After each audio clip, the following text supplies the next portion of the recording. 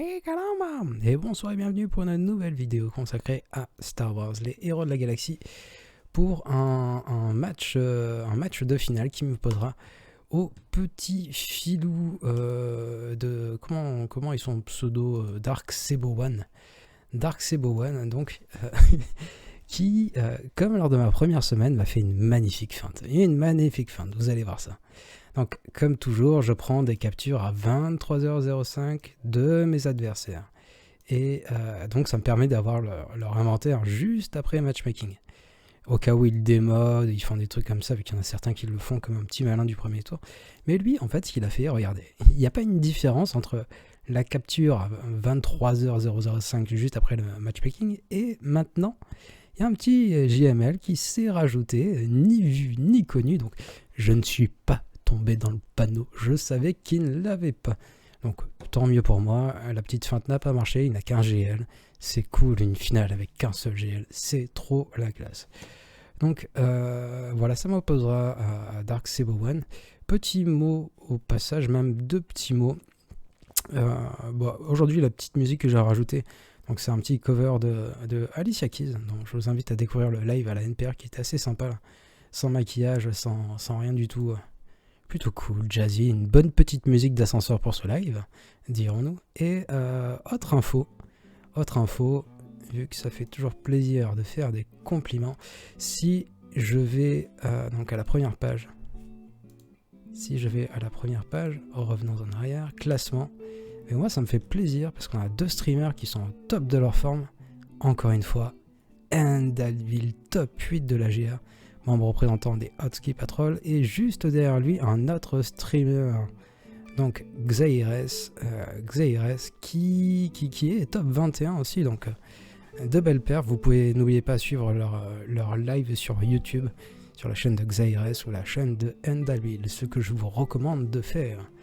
Donc voilà, c'est cool, ils sont dans les tops, ça m'a surpris, mais Endalby, il est tellement régulier dans les tops, c'est assez fou. Comme beat, quoi. Bref. Bon courage à ceux qui jouent les tops. Et donc, on va directement passer au Gak Replay. Alors, le Gak Replay du jour. Hop. Ce qui va surtout être intéressant, c'est donc le premier match où je vais affronter Sarai. Vu qu'il y a eu un truc un peu particulier. Bon, déjà, je vais vous présenter mes défenses. Donc il n'avait pas terminé ses attaques. Ici, on retrouve les classiques. Donc la petite Assage Newt, que j'aime bien. Donc Django avec le petit Memphis qui passe du coup à plus de 320 de vitesse. Et un beau pour faire un petit peu de DPS pour embêter dans cette équipe. Donc cette configuration des sorts la nuit. On l'a pas vu, mais en haut il y avait donc Bossk, Boba. On retourne en arrière. Bossk, Boba et Dengar. Ah putain, ça va tellement vite. Aïe, aïe, je vais l'avoir. Tac. Je suis pas servi, bon bref. Je vais pas réussir. C'est pas grave. On retourne au début. Allez, c'est parti. Tac. Et là, Bossk, Dengar et Boba. Donc mon Bossk, je sais plus à combien il est de vitesse, mais... assez rapide pour être utilisé en lead et poser des problèmes à ceux qui tenteraient de jouer Ray. Donc si je vais sur mes taunts, donc si je sélectionne chasseur de primes, c'est vrai que je vais essayer de faire un point sur chacune de mes teams à chaque vidéo. Donc mon Bossk, il est à combien en vitesse? Il est à 296 avec un beau petit up en ténacité qui s'ajoute à celui de son lead. Et mon Boba aussi est assez rapide pour être contraignant, donc 261. C'est pas le meilleur Boba du monde, mais pour un Boba G12, sans tous ces matériaux-là, c'est déjà plutôt cool. Bref, revenons au streaming live. Donc ce streaming live qui continue, où je vais vous présenter la suite. Donc mes vaisseaux, toujours avec un malvoyant ici. D'ailleurs, grande question que je me pose, il y en a énormément en fait qui mettent que 2 renforts pour être sûr en fait que l'espion soit utilisé en premier renfort. C'est une question qu'il faudrait que je me pose. Donc l'astuce, si jamais vous voulez tester quel vaisseau est appelé en priorité, vous lancez un combat en arène en mode auto et en fait il va appeler les vaisseaux dans l'ordre prédéfini, vu que tout est prédéfini. C'est pas dans l'ordre que vous les posez, c'est en fonction de la priorité des persos. Enfin, c'est un truc un petit peu un petit peu chiadé, faites des tests en arène si vous voulez le savoir. Et donc en dessous, une petite compo qui est à la mode, donc utilisez surtout le TIE qui fait un travail monstrueux. Si l'adversaire essaye de passer avec Akbar, c'est très contraignant de l'attaquer. Je l'avais 6 étoiles avant, donc je n'osais pas l'utiliser. Non, je l'avais 5. Là, 6 étoiles déjà, c'est un peu plus dur. Mon Marauder est R4, bien modé, donc ça peut embêter. Et donc, le vaisseau de Vador, évidemment, donc, qui fait une flotte quand même plutôt correcte en défense, qui change un petit peu. Donc, d'habitude, je mets plutôt finaliseur. Ici, donc, n'oubliez pas que toute ma strat repose sur mon DR. Pour l'instant, j'ai fait petite main, petit joueur. J'ai constamment conservé mon SLKR pour l'attaque, pour être sûr de one-shotter toutes les équipes adverses. Je peux tout one-shot pour maximiser mes bannières. L'adversaire, tous les adversaires, donc les 6 adversaires auxquels j'ai été confronté à l'heure actuelle, les 2 seuls qui ont réussi à one-shot mon DR ont utilisé un GL pour le passer. Voilà. Sinon, tous les autres sont obligés de faire des strats comme envoyer des pelotons en exécution pour casser la peur le premier tour de DR. Même voire casser les 2 premiers tours. Mais du coup, ce qui fait forcément perdre au grand minimum 20 bannières. Et donc c'est ça qui me donne un petit avantage. Dommage pour moi, je mène 1, donc je vous l'ai dit, j'ai déjà perdu un match, étant donné que je n'ai pas assuré un SLKR contre Rey. J'étais un petit peu perdu et c'est pour ça que ce stream va être intéressant. Là, du coup, j'ai testé une nouvelle compo, nouvelle strat. À la limite, si vous regardez juste le premier combat et qu'après vous passez, ça devrait suffire. Donc, toujours la même strat, mon DR qui va faire perdre 20 points à l'équipe adverse, et derrière, j'ai pas été très original, j'ai pas changé, je joue pas les tops, du coup, j'ai pas vraiment envie de me casser la tête, de me casser le ciboulon pour savoir qu'est-ce que je vais poser. Donc là, le Marauder dans cette compo, donc avec le lead de Sidious qui apporte des bonus de chance de coup critique, de dégâts critiques, le Marauder un bon petit DPS, en plus avec le lead donc Oméga de Sidious, faut pas oublier que le DPS est croissant et que le Marauder a la particularité de gagner du TM assez facilement. Donc, si on lit les capacités de Marauder, donc on va partir maintenant sur nos amis les Sith ou l'Empire Sith, ça vous plaît, s'il vous plaît. Donc si je lis la passive de Marauder, elle peut être plutôt intéressante si l'adversaire n'en prend pas connaissance. Lorsqu'un ennemi utilise une capacité quand ce n'est pas son tour, la jauge de tour du Marauder se remplit de 20%. Donc il y a constamment des hubs de TM. C'est pour ça qu'il était utilisé notamment contre les Géonosiens qui font que ça, donc attaquer en dehors de leur tour, utiliser des capacités en dehors de leur tour. Donc voilà, j'ai tenté ça, parce que ça change un petit peu, et en dessous du coup, équipe un petit peu bateau, un petit peu à la mode, donc Poggle, le Droïka si vous le maîtrisez pas directement, donc c'est quasiment sûr qu'il vous one-shot un personnage, même G12. Le lead de Poggle va lui apporter donc plus 50% d'attaque, ce qui n'est pas rien. Voilà, donc continuons. Donc vous avez pu voir mes équipes, je vais vous présenter les siennes. Donc en bas il y a du lourd, donc il y a une bonne Rey avec les héros et du coup un KRU. Et enfin une petite mode Madma, il est même monté jusqu'au niveau R4 là sur les 2 pilotes. Il me semble qu'on a juste besoin de les monter R3 là pourtant pour notre ami donc JML. Si je regarde JML, prérequis, nos pilotes ils sont tout en bas. Il y avait juste besoin du R3 et il a été filou, il est monté jusqu'au R4. Pourquoi pas. Donc continuons. Donc il faut pas oublier du coup que sur ce matchmaking, j'ai quand même énormément de PG de plus que mon adversaire. C'est-à-dire que mon adversaire a mal maîtrisé ses reliques et que du coup, quand on a vu sur la capture précédente, donc on a vu qu'il était à 5 846, mon stuff qui n'a pas excessivement bougé depuis. Donc la seule chose que j'ai fait, c'est passer niveau 7 étoiles au Racing, enfin. Donc mon stuff est à 6 500 000. C'est-à-dire que j'ai 700 000 de PG de plus que lui, donc c'est quand même un sacré avantage. C'est pour ça que je me fais pas trop de soucis sur ce match avant de le commencer, hormis sur le combat donc contre Saré. Et donc pourquoi il y a autant de différences d'écart de PG? Tout simplement parce que si vous regardez mon stuff, il y a beaucoup de reliques que j'ai là-haut. Donc par exemple DR, il est juste R3, si vous regardez Malak, je l'ai pas R7. Si vous regardez Là, Ray, je ferai tous les ups donc pour JML au dernier moment, comme d'habitude. J'essaye vraiment surtout de diminuer mes niveaux de reliques. La plupart de mes personnages sont à peine reliqués, donc R2 ici, R4, enfin... J'essaye de diminuer tous mes niveaux de reliques. Si vous regardez là, simplement R2 sur un Bastille qui pourtant est très importante, j'essaie de diminuer mes niveaux de reliques et c'est souvent ça qui fait la différence sur les adversaires. Malgré le fait que j'ai plus de zeta généralement que mes adversaires. Et c'est pour ça que je stocke la plupart de mes zeta maintenant. Mais revenons au direct après cette vaste analyse. Donc nous avions vu le bas, maintenant voyons le haut. Avec un drôle de Grievous. Donc il l'a rajouté. Pourquoi ça? Mais il a rajouté mon ami Wampa avec GG. Il a rajouté donc Watt-Tambor avec CGO. Donc ça c'est une technique qui est utilisée uniquement si vos GO sont faibles. Mais moi je trouve ça vraiment dommage d'avoir son Watt-Tambor en défense. C'est tellement puissant en attaque. Donc une petite Newt, rien de trop farfelu. Et on l'a pas vu, mais bon, il y avait une équipe bateau en haut. Donc là je vais commencer le premier fight.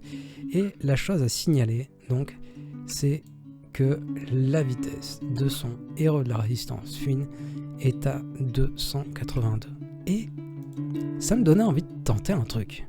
Donc 282 plus 30 du lead qu'apporte Ray JL. Et moi, si je regarde de mon côté et que je vais chercher du coup mon petit Kaeru, ma vitesse est à 284, c'est-à-dire 2 points de vitesse de plus que son héros de la résistance. Et ce qui veut dire que je peux réussir à prendre un stun sur le héros Finn avant même qu'il ne joue et donc fasse son bascule de TM.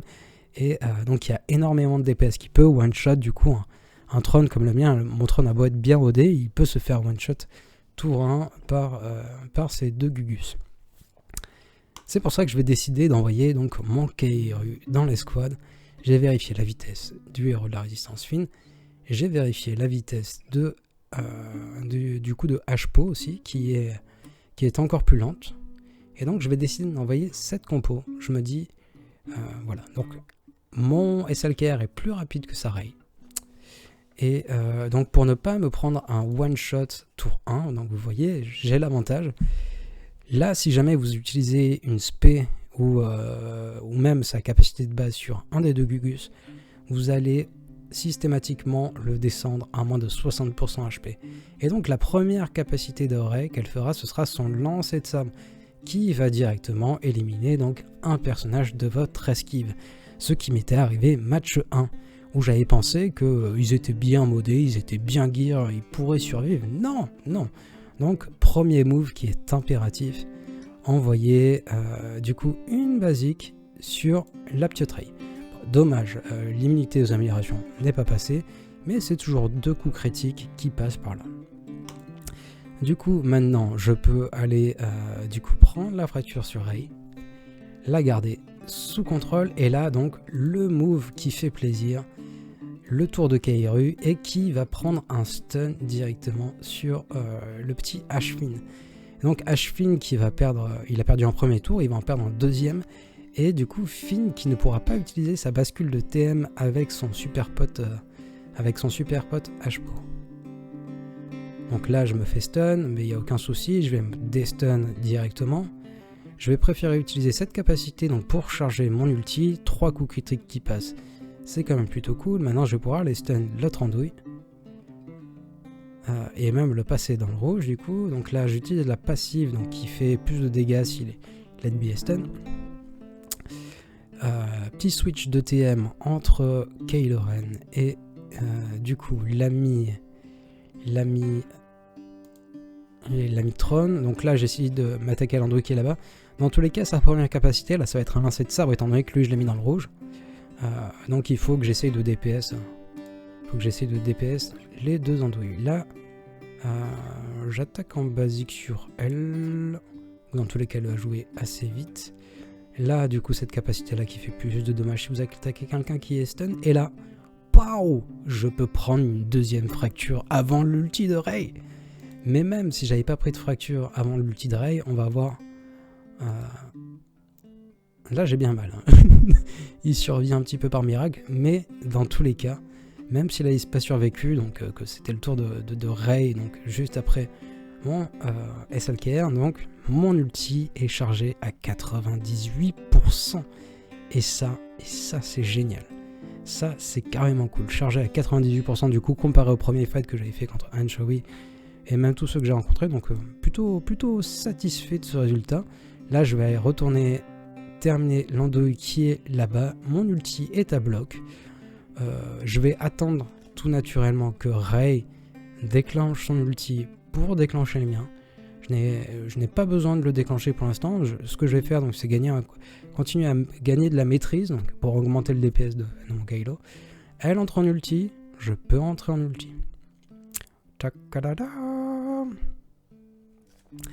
Et donc il ne reste plus qu'à achever cette andouille. Je décide de regagner des dégâts critiques, ce que je fais, et je la bascule dans le mal. Là, je me dis peut-être qu'avec une attaque basique, je pourrais réussir à terminer ce combat, mais ça ne se fera pas. Ça ne se fera pas. J'aurais peut-être pu grappiller un point de bannière. J'ai pas vu si j'ai... Est-ce que j'ai loupé en dégâts critiques ou quoi?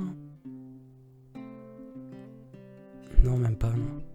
Non, c'était bien en dégâts critiques pourtant. Bon, j'avais espoir, bref, ça ne s'est pas fait, mais ça s'est fait juste le tour d'après, donc c'est parfait. Suite à quoi je réattaque en basique, histoire de charger mon ulti, parce que ça fait 2 fois plus de dommages. Ray est fini. Maintenant, je pense que pour la plupart d'entre vous qui êtes des aficionados, vous pouvez couper ce stream, l'essentiel dans l'information était là. Donc, SLKR dans cette configuration-là contre Ray et les héros. Mais pour ceux qui veulent voir le Wampa et tant d'autres, vous pouvez rester. Donc mode Matma avec qui est R5 avec les deux andouilles R4 face à mon équipe de prédilection. Du coup, la team Wampa, la spéciale, ça fait toujours plaisir de l'utiliser. Et donc là, le DPS va se charger petit à petit. Comme vous pouvez le voir, ils ont beau être R4, c'est à peine s'ils réussissent à toucher mon Han, qui est pourtant modé comme une andouille, hein. On va faire un petit arrêt sur mon Han. Mais c'est vraiment un des personnages sur lesquels j'ai accordé le moins d'attention sur le modage. Je pense que idéalement, si vous voulez appliquer cette strat, l'idéal, ce serait d'avoir un set full défense avec protection. Là, en l'occurrence, j'ai pas des modes qui sont terribles, quoi. Là, il n'y a même pas de vitesse là-dessus. Là-dessus, il n'y a pas de vitesse. Bon, j'en ai un peu plus là à peine. Mais je pense que le modage idéal, c'est un set full défense, protection. La ténacité ne sert à rien. Et donc là, malgré le fait que j'ai 2 modes sans vitesse, je suis déjà à 215, donc si je mets des modes corrects, je monte à 245, si j'ai bonne mémoire. Donc voilà, continuons ce replay. Donc, le petit wedge, il est tombé tellement rapidement. Là, je vais essayer de faire en sorte de temporiser jusqu'à ce que je sois full protection de partout. Là, c'est déjà le cas.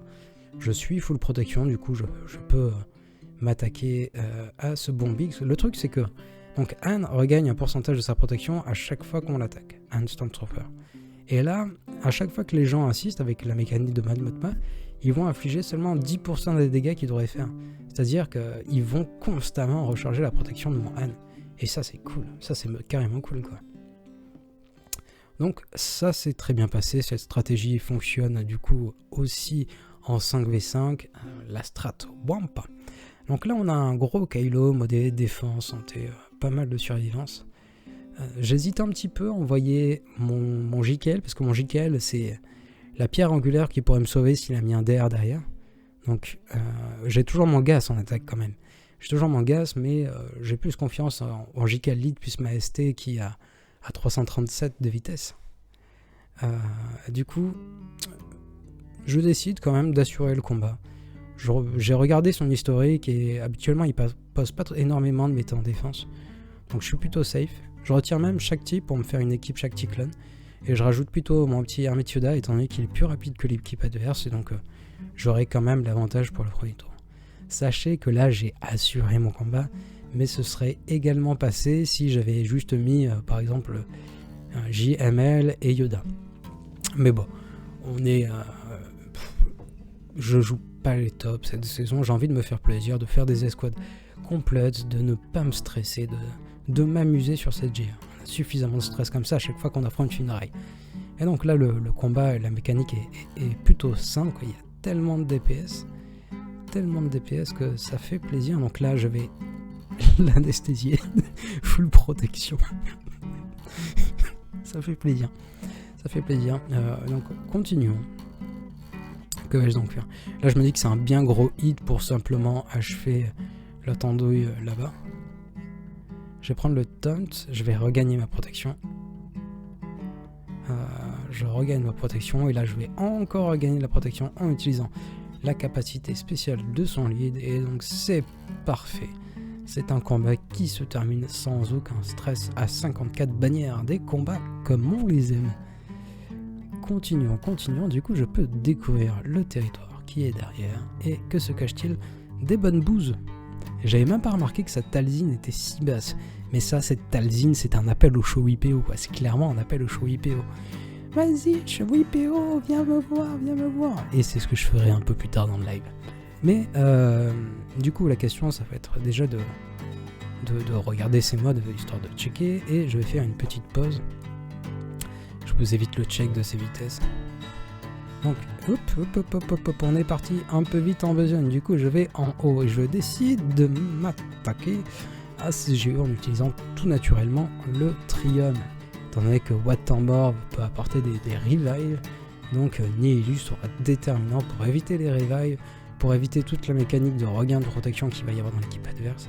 Et en l'occurrence, l'espion en face n'étant que G11, il n'aura clairement pas assez de DPS pour venir embêter mon équipe.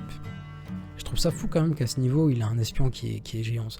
Espion, c'est, je crois que c'est un des personnages qui gagne le plus d'attaques avec les reliques. Son DPS devient totalement fou. Donc vraiment, investissez dedans.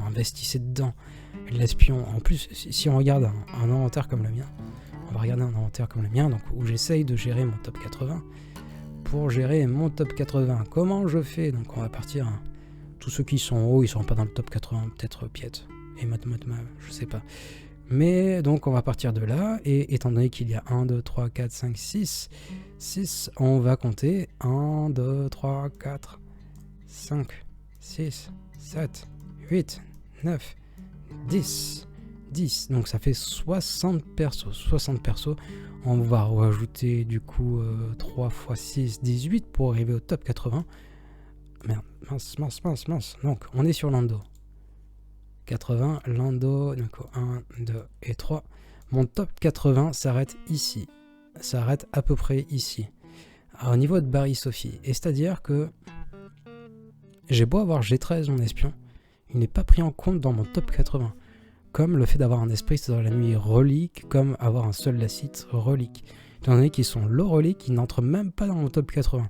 Donc ça, c'est que du bonus. C'est que du bonheur. Et il y a plein de personnages comme ça à G13 qui peuvent servir. Sunfac notamment pour son vaisseau amiral d'ailleurs. Tiens, je vais le mettre ici. Et donc continuons ce replay.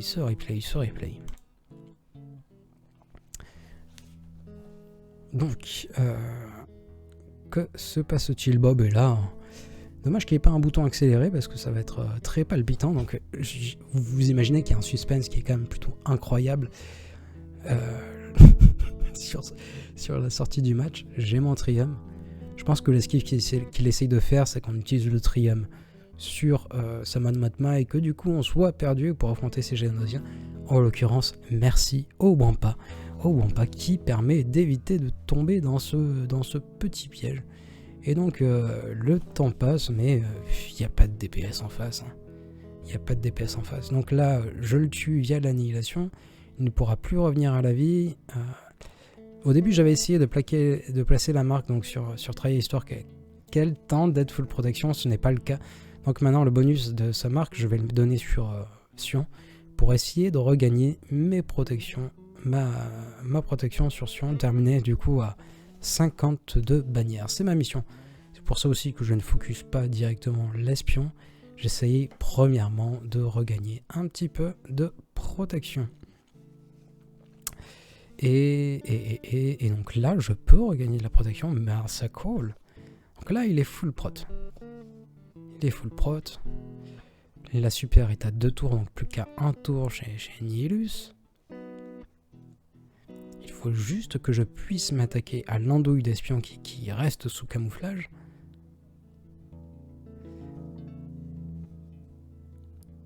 Et ça continue. Vous m'entendez parler parce que en fait c'est le but de la vidéo que je vous raconte l'histoire de ce match palpitant. Et donc là, c'est fini. Mention et full protection. On atteint le score recherché de 52 bannières. Continuons. Du coup, je sais pas exactement ce que ça fait le Wampa avec son Gravius, étant donné que j'ai du stock. Ah non, je ne vais pas commencer par ça. Je me fais des feintes à moi-même. Donc je vais commencer par utiliser cette équipe, donc Bastille avec mon Ezra G12 et la piote Asuka G4. Et donc j'ai vérifié les vitesses, mes deux premiers personnages jouent avant le bon Doku. Et comme je vous l'ai dit lors de la précédente vidéo, je suis raciste envers les Doku. Je préfère les démolir d'entrée de jeu. Donc voilà, qui est chose faite. Le petit Doku n'aura pas survécu longtemps. Ses parents peuvent le chercher à la caisse pendant quelques années, je ne suis point sûr qu'ils le retrouvent. Et donc, le lead de Bastille qui est toujours aussi génial, qui permet d'avoir une hausse de protection, et c'est difficile d'aller au-delà de ces hausses de protection. S'ils avaient attaqué Ezra par défaut, peut-être qu'ils auraient pu tomber la protection, le bonus de prot de Ezra, mais en l'occurrence, ils ne l'ont pas fait comme des andouilles. Et donc... j'ai de la marge, j'ai beaucoup de marge devant moi. Ce combat se termine sur un score évident de 54 points. Merci Bastille Lead. Maintenant, que vais-je donc faire? Alors là, je vais mettre du temps, je crois, à me défiler, du coup j'ai un petit peu avancé, mais il y a un défi à utiliser Grido et Anne dans la même équipe. Grido a un pouvoir de lead, donc je le fais direct, c'est cool. Donc c'est pour ça que je mets Grido dans l'emplacement de lead, en essayant tout de même de récolter le Saint Graal des 54 bannières. Je vais m'étouffer à force de parler. Donc c'est parti. Donc là, je vais essayer de regagner un petit peu de protection en utilisant l'aspect 2 qui permet de regagner plus de protection. Donc cette capacité qui permet de diminuer le TM. Alors je me dis tiens on va essayer ça, dans tous les cas il y a une assise de Choui juste derrière donc, donc ça sert pas à grand chose, j'ai envie de vous dire. Là je décide de temporiser pour essayer de regagner en fait de la protection, c'est pour ça que je termine avec mon gros hit là-bas, mais malgré ça je réussis pas à regagner toute la protection sur Grido, c'est dommage. Là du coup il me reste pas mal d'équipes, il me reste mon JKR mais il reste aussi mon Gas, et Gas contre du coup Gravius. Puis Wampa, je sais pas exactement ce que va faire le Wampa. Je sais pas s'il va être... Bon, je pense que je l'aurais quand même passé avec ma JKR. Mais je me dis, tant qu'à faire, j'ai mon Gas qui est en stock. C'est la plus forte équipe qui est en face. Si j'envoie JKR, je ferai difficilement plus, dans tous les cas, que 51 bannières. Autant assurer le coup et éviter toute mauvaise surprise avec l'ami Wampa. Et autant envoyer un petit Gas pour s'amuser, et c'est parti.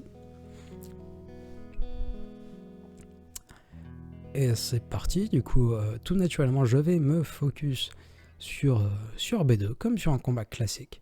Et si j'avais envoyé JKR, je pense que j'aurais fait exactement la même chose. Je serais parti sur B2. Donc, B2 qui tombe très rapidement. Maintenant, je peux directement m'attaquer à Gravius. J'aurais peut-être dû tomber le Wampa d'abord, je pense. Mais bon, ça a peu d'importance.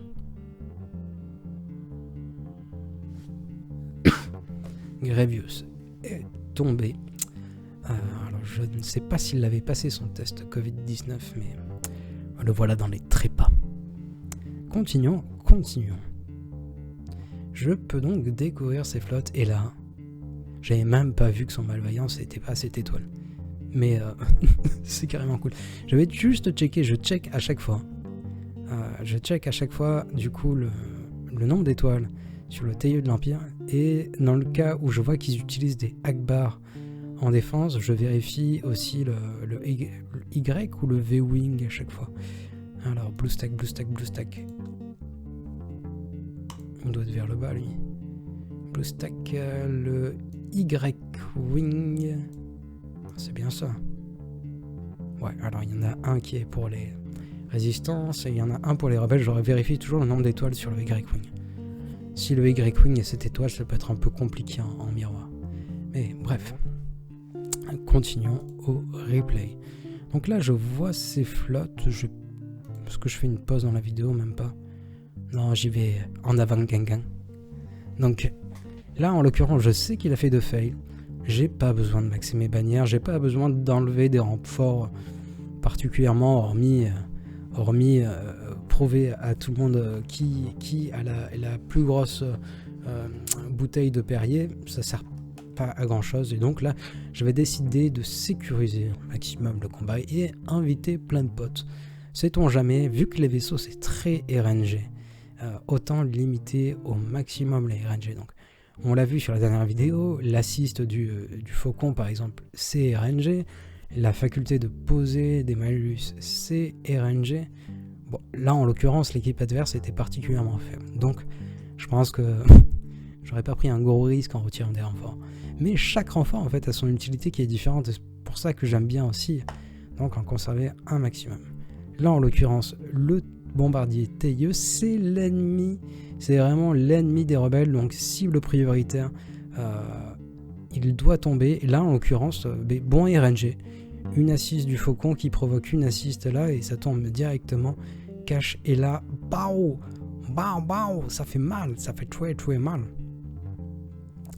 Donc je suis encore full protection ici, je pourrais réussir à poser une expo, je suis full protection là, j'ai utilisé aucun renfort. C'est cool, ça fait un beau petit score de 65, donc il manquait juste une protection, j'aurais pu faire largement mieux, donc en retirant des renforts. Peut-être que ça aurait été le bon call, je suis sûrement une andouille, mais je l'admets volontiers être une andouille. Et c'est parti, du coup j'ai conservé mon négociateur pour aller contre son malvo, en l'occurrence son malvoyance n'est pas 7 étoiles, il est 5 étoiles à peine. Là je retire un renfort, donc je sais très bien que le combat sera assez court. C'est un combat que je suis habitué à faire en arène. Donc je vais peut-être décider au bout d'un moment à cliquer sur combattre. Oui. Et nous sommes partis pour un combat hautement palpitant. Donc là en l'occurrence, vu que lui il est pas 7 étoiles, le droïde bombardier, je vais le focus en premier. En principe je focus Sun Fac, en principe je tombe Sun Fac en premier.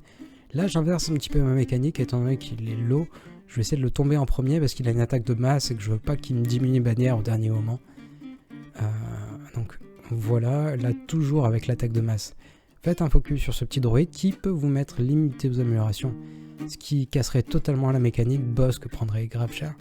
Là le TM est parfait, donc je peux utiliser la seconde capacité qui va permettre à mon Bossk d'avoir la riposte, donc de ne pas craindre les droïdes. J'ai la riposte sur mon état, j'ai tout ce qu'il faut là, tout ce qu'il faut pour bien démarrer. Donc je vais appeler en renfort mon ami Plo Koon,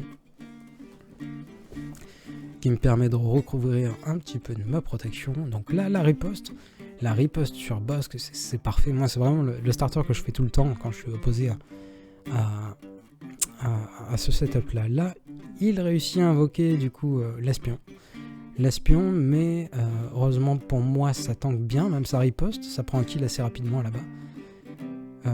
Je réussis à sécuriser la vie de mon vaisseau en utilisant la spéciale. Je vais redonner le tank histoire d'assurer le tank sur mon ami Bossk. Là je ne focus pas en fait, je n'ai aucun intérêt à focus l'espion, sinon il va se camoufler et après je pourrai plus l'attaquer. Donc attendre que l'état soit face à capacité secondaire et essaye de mettre limité aux améliorations donc sur l'espion, soit attendre une attaque de masse à réaliser sur l'espion. Donc c'est parti, j'appelle un renfort, c'était peut-être pas nécessaire, donc là voilà j'ai attendu, limité aux améliorations et passé manque de bol pour moi. Bah c'était prévisible, mais il me fait une attaque de masse qui m'enlève de la protection ici, de la protection là, donc je perds 2 points assez bêtement. Et il me reste plus qu'à focus l'espion. Donc là je pense que je vais faire le gros hit cette fois-ci. Non, même pas la basique pour le malus de défense. Et donc là, l'AOE qui arrive et qui va mettre un terme à tous ces espoirs. Ce qui nous fait un total de 63 bannières, donc c'est quand même plutôt cool. Contre un Malvou, c'est plutôt cool. Je prends. Il nous reste donc 4 petites équipes à affronter. Alors est-ce que j'y vais tout de suite ou est-ce que je mets un petit peu de temps? J'ai l'air décidé là. Ah oui, je vais utiliser Shoei-PO. Forcément, je voulais teaser. Et là d'ailleurs, ce qui aurait pu être un meilleur call pour m'assurer de terminer full bannière, j'aurais pu remplacer donc ce que j'ai fait au dernier match, C3PO par Manmotma en dernier pote. Nous sommes partis. Et là d'ailleurs, il y a un bug de TM. Regardez, son TM est à 0. C'est un bug. Alors on est au timer combien? On est à 19 minutes 21.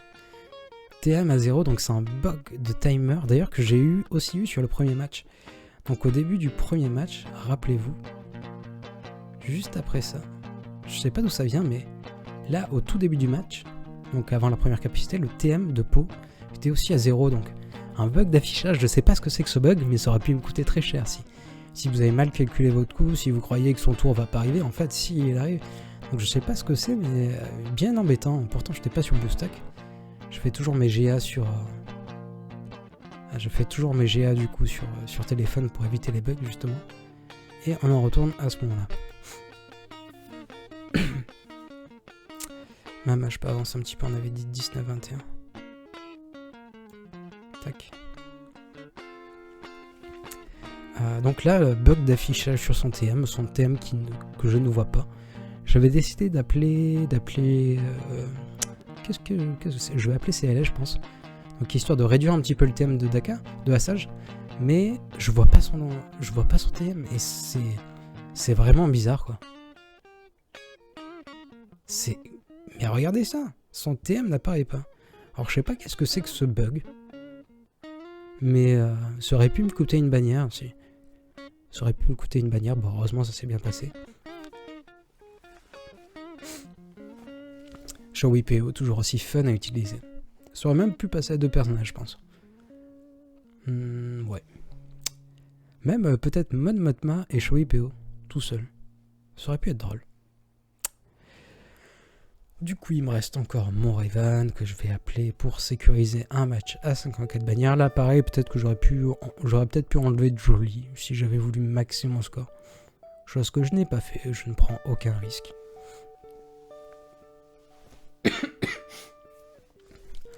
Combat un peu lent, il y a des reliques en face, mon Yoda est juste R4, mon Jolie R3, mon Raven R3 aussi je pense, si j'ai bonne mémoire. Donc je décide de focus Finn en premier étant donné que c'est celui qui a le plus de DPS et étant donné qu'il peut aussi dispel, sait-on jamais si l'envie lui prend, faire des regains de santé, de protection et ça ferait durer encore le combat plus longtemps. Je n'ai pas envie que ça arrive, donc je le focus en premier. Maintenant, le deuxième plus gros DPS qui n'est autre que Podomron. Je me focus donc sur Podomron.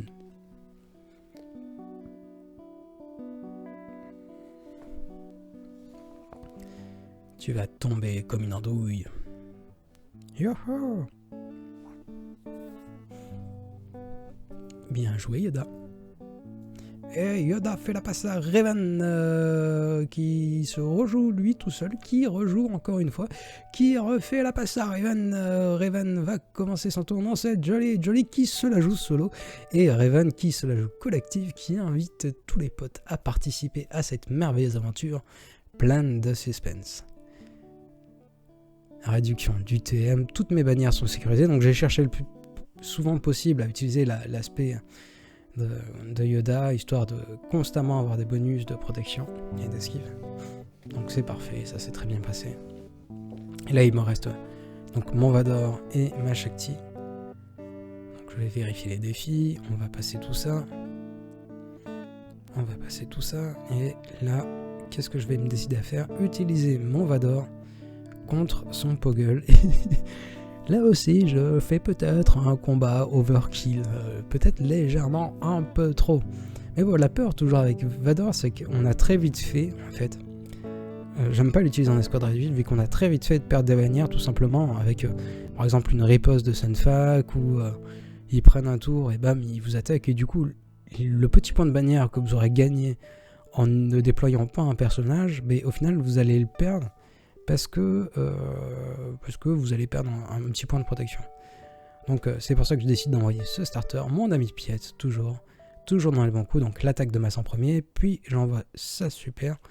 Donc le plus résistant c'est Sunfac que j'attaquerai en dernier, il a pris qu'un malus en plus, Tandouille. Donc je l'attaquerai en dernier, histoire d'augmenter les stacks de verse. Donc là je suis à 5 stacks. C'est déjà un petit bonus de 30% d'attaque. Et bam, ça fait 54 points. Les autres n'ont pas joué, donc est-ce que la présence de l'empereur était nécessaire par exemple? J'aurais sûrement pu me placer de l'empereur. Mais bon. Écoutez, 54 points, je vais pas me plaindre, c'est très bien. Du coup, dernier combat, je décide d'envoyer Shakti et les clones, étant donné que cette équipe permet de regagner de la protection. Et donc de tenter pareillement le 54 bannières. 54 bannières, et donc c'est parti, un kill qui se prend assez vite. Donc ce qui est pratique, c'est qu'il y a énormément de dispel entre Echo et le CRA, et du coup le CRA qui donne la tourelle à Echo, même la basique de Shakti qui dispel, du coup Zalbar ira pas bien loin dans cette aventure. Donc j'ai conservé les capacités de Shakti pour pouvoir regagner de la protection à la fin, et c'est bien ce qui se passe, donc je peux regagner le petit bout de protection qu'il me manque. Et c'est merveilleux. Donc un combat qui s'achève à 54 points. Et maintenant, voyons voir, j'ai regardé juste avant, mais si l'adversaire a continué à attaquer. Et donc nous sommes de retour sur BlueStack, nous sommes de retour au direct. D'ailleurs, mince, j'aurais peut-être pu gagner une place sur mon PO. Ah non, ça va, il a joué. Je devais être 3 aujourd'hui, je suis 3 parfait. Mais il faut que je fasse mon PO flat. Bref. Retournons à ce match de grande arène. Et voyons voir ce qu'il s'est passé au final. Au final, donc, il a attaqué ma flotte et il a fait un fail sur le trône. Donc je présume qu'il a envoyé son négociateur contre Malvo s'il est pas bête. Et il a dû tenter, je pense qu'il a tenté d'envoyer Amwan, étant donné que comme moi, donc il a Anchovy R6. Et je pense qu'il s'est fait avoir tout simplement par cette équipe, donc un fail en plus. Et mon DR qui aura tanké du coup une attaque de plus. J'avais regardé son Gaki Story, il envoyait quasi systématiquement Gas contre DR. Donc je pense que le premier essai qu'il a fait, c'était déjà un essai de Gas contre DR et qu'il a perdu son Gas comme une andouille qu'il est. Il n'était pas préparé autant de puissance, autant de pouvoir sur ce DR. Donc je pense pas qu'il puisse encore aller derrière, et donc même s'il peut aller derrière, il n'atteindra jamais le nombre de bannières que j'ai réalisé, à savoir 2665. Écoutez, cette vidéo touche à son terme, j'espère qu'elle vous aura plu. Portez-vous bien, à très vite pour une nouvelle vidéo. Hasta luego!